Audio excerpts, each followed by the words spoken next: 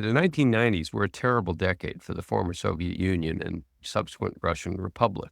The economy went into free fall. With the advice of some American economists, they adopted these strategies of shock therapy, which put lots of people out of work. Suddenly, people began to yearn for the stability, even if it had been poorer in the former Soviet days.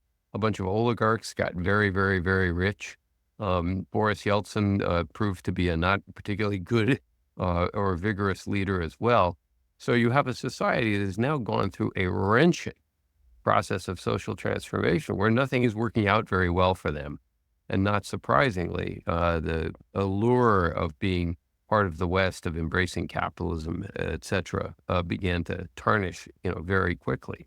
And also, it's not just in the former Soviet Union. Again, we in America had a very linear view that these countries have thrown off communism, they're going to embrace democracy, they're going to embrace the market, et cetera. And so all of Eastern Europe is going to be reliably democratic.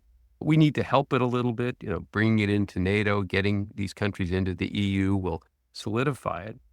And that has worked to some degree. I don't want to suggest this was a complete failure, but in both Hungary and Poland, you rather quickly began to see a backlash against some of the social changes that this entailed.